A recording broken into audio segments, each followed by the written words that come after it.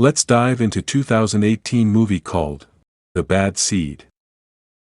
Emma Grossman is an 11-year-old girl and the daughter of David Grossman, a widowed father. As she gazes out of her bedroom window, Emma witnesses a cat drowning in the fountain below. Without hesitation, she closes the blind and proceeds with her day. During breakfast, she shares her aspiration with her father to receive the annual Citizenship Medal, awarded to a student who embodies the school's values. Emma's aunt, Angela, mentions that she has found a new babysitter. However, Emma dislikes the idea and considers it to be foolish. She then informs them of a dead cat on the fountain. Her father quickly removes it and tries to console her, while Emma just gave him a blank stare. A wasp causes disruption in the classroom. While everyone retreats, Emma skillfully captures it and releases it through the window, earning gratitude from Mrs. Ellis and leaving her classmates in awe.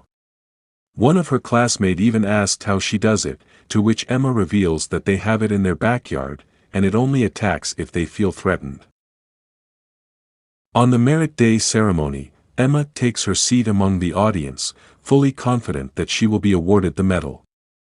However, to her surprise and disappointment, Mrs. Ellis announces that the recipient of this year's medal is her classmate, Milo Curtis. Later, all students and parents are celebrating outside, and Emma expresses her dissatisfaction with Milo to her father, who reprimands her for her negativity. Emma apologizes, but she discreetly leads Milo away from the party, guiding him through a nearby patch of trees until they reach rocky cliffs overlooking the sea. Milo suggests they head back, but Emma had something in mind. After Milo asked what she wants, Emma slowly approaches him saying, "I think you know." Emma then sneaks back into the party. Shortly after, two girls discover Milo's body and call for help, causing panic among the attendees. From a distance, Emma and David observe as people desperately attempt to revive Milo, while his mother succumbs to hysteria. The next day, David inquires about Emma's well-being after the incident with Milo. However, Emma responds cheerfully and avoids discussing the matter with any sense of empathy. David's sister, Angela, who is a psychiatrist, suggests that Emma may be in state of shock and will find time to grieve when she is ready. Chloe, a babysitter hired by David, begins her work. Emma notices Chloe stealing Xanax from David's bedroom and confronts her while they are watching a film. Emma cleverly uses this knowledge to manipulate Chloe into performing tasks for her, such as getting her ice cream and allowing her to stay up past her bedtime. At Milo's funeral, Emma and David engage in a conversation with Mr. and Mrs. Curtis. Emma puts on a facade of sadness in the presence of the grieving couple. Mrs. Curtis asks David for photographs of Milo taken during the ceremony. Later that night, as David looks through the pictures he captured, he notices Emma's disdainful scowl directed at Milo and his medal in the background of his shots. This discovery raises concerns for David. The following day, Mrs. Ellis and an investigator arrive at David's residence to inquire about the events surrounding Milo's incident. Emma covertly listens in on their conversation. Mrs. Ellis explains that Emma was the last person seen with Milo, having been witnessed taking him into the woods. This information causes David to feel uneasy, as he assumes they are implying something sinister. Meanwhile, Chloe, who is in the adjacent room, deduces that Emma is responsible for Milo's demise. In order to halt any further discussion on the matter, Emma deliberately breaks a cookie jar, injuring herself in the process, and cries out in pain.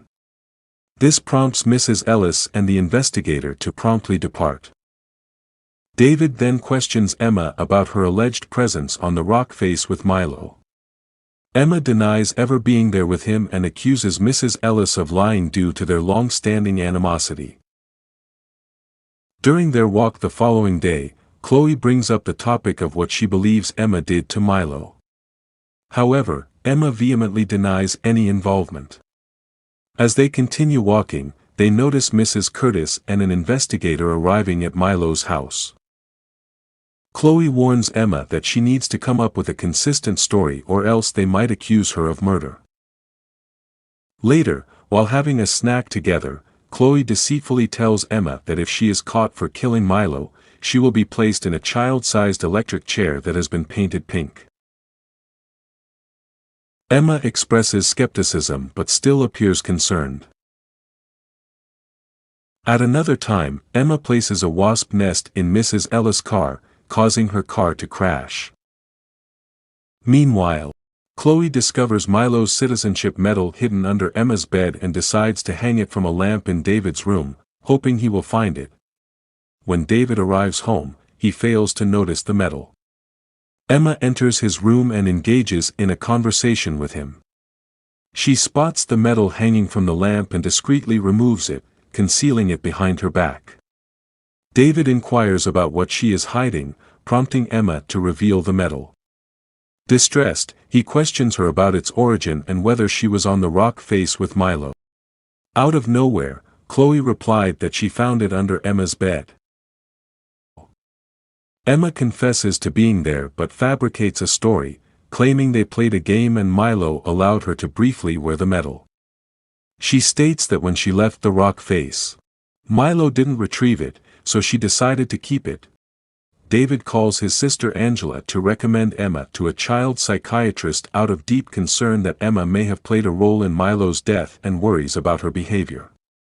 The following day, David insists that Emma return the medal to Mrs. Curtis.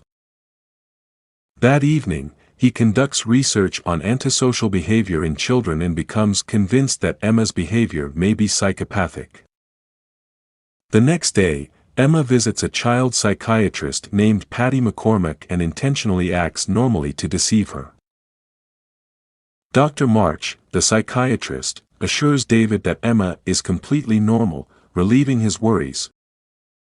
Later, Chloe enters Emma's room and taunts her, informing her of her interest in David and the possibility of becoming Emma's stepmother in the future. Emma expresses her disgust and declares her intention to have David distance himself from Chloe. That evening, as David prepares for a date, Emma discloses the details of her conversation with Chloe. However, David reassures her that Chloe's claims are false, and Emma firmly states her disinterest in having a stepmother. Chloe is currently watching a film downstairs and is searching for Emma. Upon noticing that the lights in the workshed are on, she exits the house and proceeds to the shed to look for Emma. Inside the shed, Emma locks Chloe in and ignites a fire, tragically resulting in Chloe's demise. David hastily returns home, but the emergency services have already arrived. Later, David enters Emma's room where she pretends to be asleep. However, he confronts her about the recent series of deaths. Eventually, Emma confesses to the murders of Milo, Mrs. Ellis, Chloe, and her previous disliked babysitter. Emma tries to justify these actions, claiming she did nothing wrong. David is left devastated. The following day, David drives Emma to a lake house a few miles away while evading the suspicions of Sheriff Peterson. David's main concern is to ensure that Emma does not end up in an institution or prison. Tragically, he contemplates ending both their lives by planning to kill Emma and then himself. Sensing David's intentions, Emma takes matters into her own hands one night by activating the gas fireplace and iron stoves in the kitchen, attempting to create an explosion that would eliminate David. He wakes up before this can occur and brings Emma back to the lake house. He crushes some medication and adds it to Emma's hot chocolate, but Emma switches the mugs without him noticing. He consumes his drink, and when he falls asleep, Emma attempts to shoot him with his own firearm but fails to hit her target. He pursues her, and Emma urgently calls 911, seeking assistance. The caretaker of the lake house hears the sound of the gunshot and rushes to the scene armed with his shotgun. He discovers David on the verge of harming Emma, claiming that she is evil. The caretaker shoots David, ensuring Emma's safety until the authorities arrive. The following morning, as David's body is being transported, Emma sits solemnly in the back seat of a car, embracing her Aunt Angela. She gazes into the distance with a composed and triumphant smile. That was the bad seed. I hope you enjoyed it as much as I did. Once again, this is the Talkie, providing you with movies at your fingertips. Thank you and have a great day.